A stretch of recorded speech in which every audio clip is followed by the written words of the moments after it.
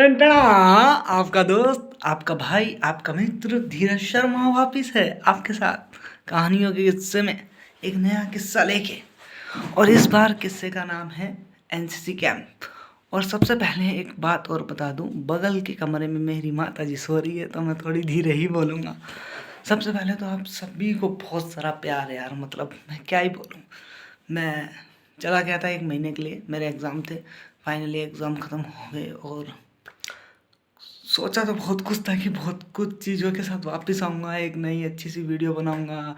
Writing भी की मैंने, बहुत एक प्रेरणा करके एक पूरी स्टोरी लिख दी 30 पेज की, बट अभी वो कंप्लीट नहीं है। और आज ऐसे थोड़ा सा गुदगुद हो रहा था कि यार 17 को पेपर ख़त्म, कब कल कल हुए ना पेपर ख़त्म, हाँ कल पेपर ख़त्म हुए हैं, आज 17 तारीख है।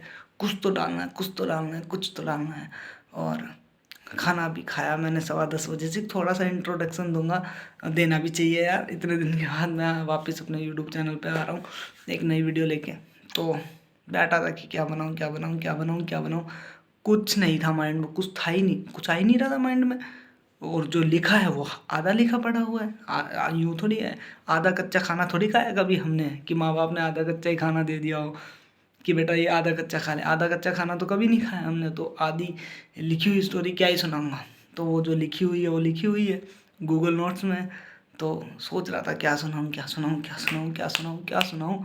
अभी 1 मिनट पहले तक सोच रहा था कि क्या सुनाऊँ, फिर मेरे दिमाग में आया सुनाने को तो बहुत कुछ है यार। 26 साल का जीवन जिया है, बहुत कुछ है, हम सबके पास है, आपके पास, मेरे पास, आपके साइड में जो बैठा है सबके पास है, ठीक है। एंड देन अभी अभी मैसेज आ गया आदित्य भैया का, बता क्या बताऊँ, वीडियो बना रहा हूँ कैसे बताऊँ, बाद में बताऊँगा। तो कहानी का नाम है एनसीसी कैंप।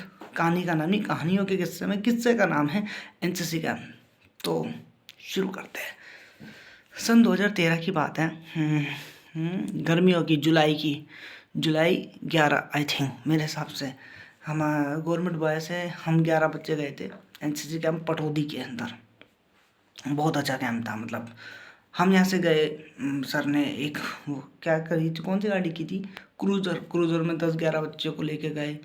हम पहुँच गए थे वहाँ पे 1 बजे से। और वो भाई मतलब हमारी लाइफ का, मेरी लाइफ का तो पहला ही कैंप था, उससे पहले मैंने कोई कैंप नहीं किया था।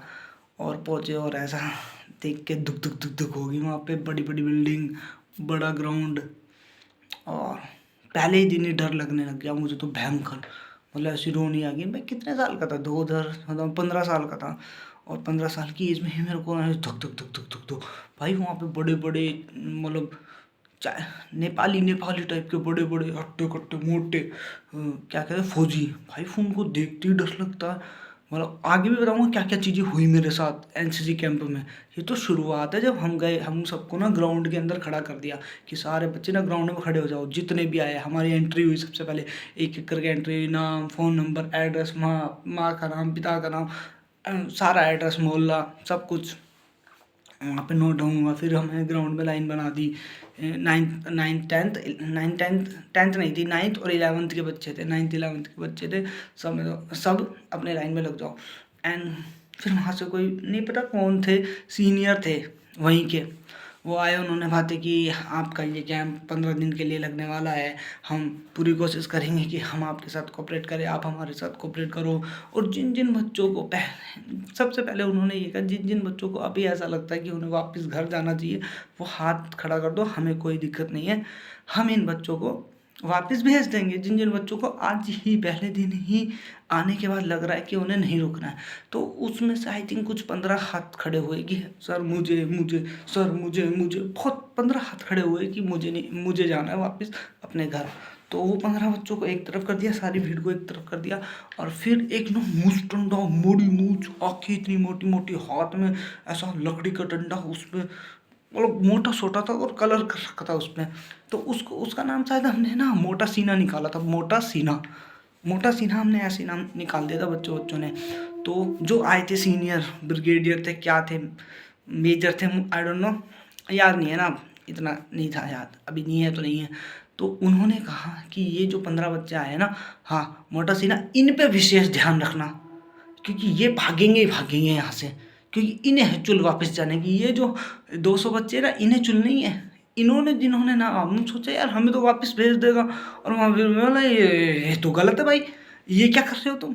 तो उन्होंने जो मेजर सर थे उन्होंने ये कहा कि इन 15 बच्चों पर विशेष ध्यान रखना और वापस जाके अपनी लाइन में लग जाओ। और हम लाइन में लग गए। एंड देन हम शाम तक ही पहुँचे, मतलब शाम हो गई थी, 5-7 बज गए थे, 6, हाँ 5, 5:30 एंड 7:30 बज गए थे। नेक्स्ट डे से हमारी जो भी एनसीसी कैंप शुरू होने वाला था उसका सिलसिला शुरू हुआ। ठीक है, तो ये सब हुआ। हमें हम गए वापस, हमको वहाँ से ग्राउंड से हम सीधा अपने रूम में गए। हमें रूम अलॉट हो गए थे। हमें रूम बता दिया कि भाई रेवाड़ी के ये स्कूल, मतलब एक कमरे के अंदर 2-2 स्कूल रुक रहे थे, रेवाड़ी से कोसली से। तो ऐसे ही रेवाड़ी से इस साइड में रेवाड़ी के बच्चे एक ही रूम में, और इस साइड के कोसली के बच्चे, कोसली से गुगोड़ से एक स्कूल आया था, गुगोड़ गांव से पूरा एक स्कूल आया था, उसमें बहुत सारे बच्चे थे। तो हम एक ही रूम में एक तरीके से रूममेट थे, दोनों स्कूल वाले, गवर्नमेंट बॉय रेवाड़ी और गवर्नमेंट बॉय स्कूल कोसली के गुगोड़। ठीक है, वहाँ से बच्चे आए थे, तो वो हमारे रूममेट बन गए थे। एंड फिर अगले दिन सिलसिला शुरू हुआ। और भाई अपनी ज़िंदगी में ना, मैं ज़िंदगी में कभी 4 बजे नहीं उठा था। और वहाँ पे पटौदी जाते के साथ ही एनसीसी कैंप लिया इसलिए था कि एनसीसी ले रहा हूँ, वो पुलिस वाला बनूंगा, वो सबकी तैस तैसी होगी, वो तो कुछ बना नहीं, बड़ा चौड़ा होके मैंने लिया था। बट आगे बताऊँगा कि एनसीसी कैंप से मुझे मिला क्या, ये ज़रूर बताऊँगा। ये इसलिए ही मैं ये वीडियो बना रहा हूँ। थोड़ी ऑफ बीट जा रही है वीडियो, मैं मानता हूँ, थोड़े गले में दिक्कत है, आवाज़ आ जाए थोड़ा, मैं खुद ही ऑफ बीट हूँ, बट आपको इंटरेस्टिंग मिलने वाली है चीज़, ये लिख के ले लो आप मुझसे। डिसलाइक कर देना इंटरेस्टिंग ना मिले तो, बस डिसलाइक कर देना। तो कहाँ पे था मैं, 4 बजे मैं उठा, और 4 बजे नहीं, एक्चुअली मैं तो सो रहा था, सारे बच्चे उठ के 4 बजे चले गए। एक बच्चा, मैं सो रहा था, एक बच्चा और था वहीं गुगोड़ स्कूल का कोई था, आई डोंट नो, एक और सो रहा था, टोटल 3 बच्चे सो रहे थे। भाई वो मोटा सीना आया, मोटा सीने ने पिछवाड़े पे जो खींच के दिए ना मेरे, जो खींच के दिए यहाँ इस, ओ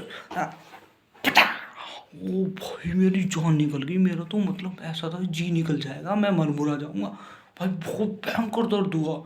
और उस पूरे 11 दिन तक, जब तक वहाँ 15 दिन तक जब तक हम रहे ना, तब तक मेरे को टट्टी करने में दिक्कत आई है उसके डंडे मारने से। और उसने उसको मारा, और भाई फिर उठे, फिर हम गए, और भाई इतनी दिक्कत, सबसे बड़ी चीज़ बाथरूम में जगह ही नहीं है, लोग नंगे नहा रहे हैं, नंगे, सारे लड़के नंगे नहा रहे। हाँ, तो मैं तो देख के बोला ये क्या सीन है बाथरूम में, और एक बाथरूम के अंदर 6 लड़के नहा रहे एक साथ। मैं तो घबरा गया, मैं भाई ये क्या सीन है, मेरे होश की नहीं है ऐसे नहाना। एंड देन फिर मैं आ गया वापस। फिर वहाँ पे ना एक वो था, क्या था उसको क्या कहते हैं, नल थी, मतलब बेसिकली जैसे स्टेशन पे होती है ना, तो उससे बोतल भर भर के नहा रहा हूँ, भर भर के नहा रहा हूँ। और साबुन भी नहीं थी मेरे पास, मैं साबुन लेके ही नहीं गया था।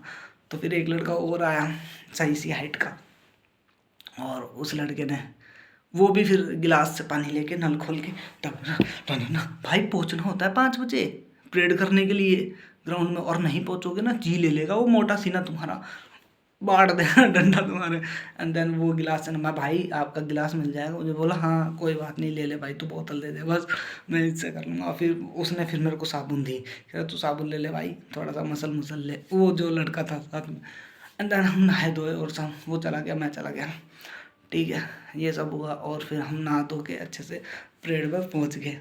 और भाई सबसे बेकार चीज़, आप जब परेड में जा रहे हो ना, आपकी हर एक चीज़ सही होनी चाहिए, आपके फीते सही होने चाहिए, आपकी पैंट सही होनी चाहिए, फटी नहीं होनी चाहिए, आपकी शर्ट प्रेस होनी चाहिए। भाई क्या 3 बजे उठ जाए, हम 2:30 बजे उठ जाए इन सब कामों को करने के लिए, जूते पॉलिश होने चाहिए, ये क्या बकचोदी है, ये क्या है। मतलब इतना गुस्सा होता था, इतना भयंकर, इस मोटर सीने के तो बम सूतली का बम फेंक के मारूं, बट नहीं कर पाते थे हम। हाँ, तो वापस उसी जगह पे आता हूँ, जो मुझे उसी बात पे आता हूँ जो मुझे पता नहीं है। वो लड़का था ना जिसने साबुन दी थी, फिर वो मुझे परेड में मिला, उसमें मेरे को परेड करनी नहीं आ रही थी, तो उसने मेरे को सिखाई, वरना मोटा सीना मेरे को मारता। ठीक है, तो उसने मुझे परेड से, उसका नाम था अरुण। फिर उसकी और मेरी बातचीत होने लगी, हम धीरे धीरे दोस्त बने, उसने अपनी 4 बातें बताई, मैंने अपनी 4 बातें बताई, और सब कुछ धीरे धीरे धीरे धीरे सब ये हुआ और मतलब बहुत अच्छे दोस्त बन गए थे हम उन्हीं 15 दिनों के अंदर। और भी बहुत सारे किस्से हुए। एक लड़की एक लड़के के साथ भागी गई थी, एक लड़का वैसे भाग गया था। कुछ 6 बच्चे एनसीसी कैंप से भाग के साइड वाले उसमें शादी चल रही थी किसी की, उसमें खाना खा रहे थे दबा के। तो वो बंदा शिकायत करने आया था एनसीसी कैंप में, क्या आपके एनसीसी के बच्चे हमारे यहाँ खाना खा के चले गए, हमारे खाना कम बढ़ गया, ये है वो है। बहुत सारे अलग अलग किस्से। मेन किस्सा जो हुआ वो अरुण का किस्सा हुआ। वहाँ से मेरे को अरुण मिला, मेरा दोस्त। और उसका क्लियर था कि उसको एयरफोर्स में जाना है। और शुरू से जब आई थिंक वो शायद 11th में थे और हम 9th में थे, और वहाँ से अरुण मेरा दोस्त मिला। और अरुण आज तक मेरा दोस्त है। आप कहोगे साले तूने 11 मिनट इसलिए ख़राब करा ये बताने के लिए कि आदमी तेरे को एनसीसी कैंप में मिला वो आज तक तेरे साथ है।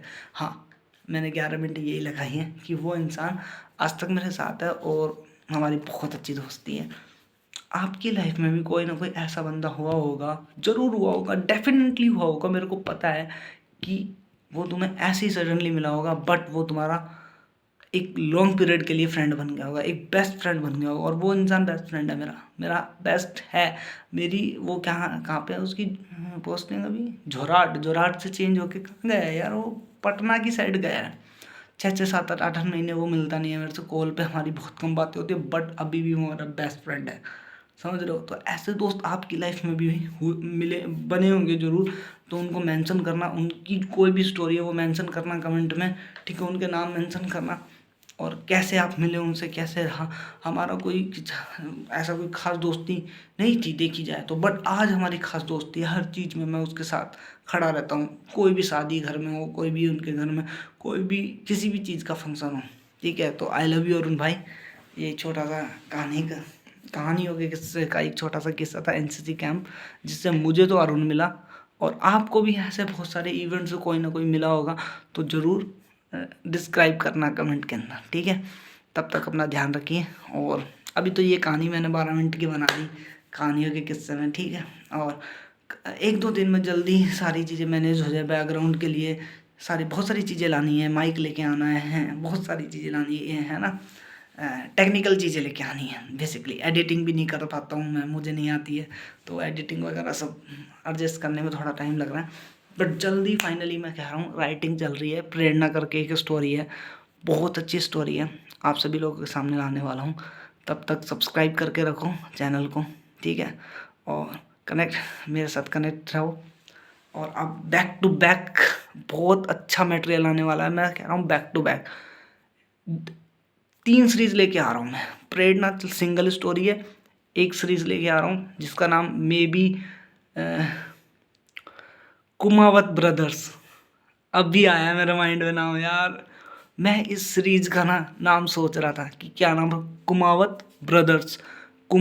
ब्रदर्स करके एक सीरीज लेके आ रहा हूँ, पूरी एपिसोड दर एपिसोड स्टोरी टेलिंग की। एंड सेकंड नीलम आएगी। थर्ड वन साइड लव है ना, one side love, Kumawat brothers और नीलम। ये 3 बैक टू बैक मेरी तरफ से बेस्ट करने की कोशिश है, क्योंकि इन तीनों की राइटिंग चल रही है। सबसे पहले प्रेरणा की राइटिंग ख़त्म होएगी, उसके बाद में शायद कुमावत ब्रदर्स का एक एपिसोड मेरा कंप्लीट हो चुका है। सेकंड पे मेरा काम चल रहा है कि सेकंड होगा तो थोड़ा सा आगे मैं कनेक्टिविटी में आगे डाल पाऊँगा कि एक मुझे पता चले स्टोरी लाइन ये चलेगी, ठीक है? और फिर नीलम तो पूछो ही मत, अलग है। तो मस्त मसाले वाले, क्योंकि एग्ज़ाम ख़त्म हो चुके, रिजल्ट आएगा जब आएगा। और अभी अपने को प्रॉपर स्टोरी टेलिंग करनी है, कहानियाँ सुननी। मैं मानता हूँ ये ऑफ बीट कहानी थी, बट ये भी बहुत अच्छी थी, बहुत अच्छा किस्सा था ये, ठीक है? तो सामने वाला मुझसे कहे पहले तो तू कंफ्यूज है साले, या तो कहानी थी या किस्सा था। कहानियों के किस्सा था, और हर किस्सा एक कहानी होती है और हर कहानी एक किस्सा होता है ना? कहते चल बे हमको बना रहा है, नहीं यही सोचा है। तो अपना ध्यान रखिए, तब तक है ना, खुश रहिए यार। मैं बहुत खुश हूँ कहानी बना के, ये स्टोरी टेलिंग बना के, है ना? मैं बहुत खुश हो जाता हूँ कहानी। अभी ये मुझे पता प्रॉपर नहीं देख पाओगे आप लोग, क्योंकि ये 15 मिनट के हो गए, बट ये 3 ध्यान रखना, कुमावत ब्रदर्स, नीलम और वन साइड लव जो आप सोच रहे हो ना, वो नहीं है भाई, उससे बहुत अलग है। वन साइड लव सोच रहे हो ना आप, जो वन साइड लव होता है, हमरा नहीं है, वो नहीं है, उनसे बहुत अलग। भाई मेरी इमेजिन अलग जा रही है, ठीक है। तो बहुत है, कुमावत ब्रदर्स, नीलम और वन साइड लव, तो 3 स्टोरी लेके आऊँगा। कुमावत ब्रदर्स सीरीज में आएगी, नीलम भी स्टोरी है, पूरी एक फीचर फिल्म जैसे होती है, कंप्लीट कर दूंगा एक बार में। और वन साइड लव भी शायद स्टोरी है, आई थिंक देखूंगा, सीरीज में लानी है सीरीज में लेके आऊँगा, और स्टोरी कंप्लीट करनी है एक बार में 45 मिनट्स या 50 मिनट्स में कंप्लीट हो जाएगी, तो उसको कंप्लीट कर दूंगा।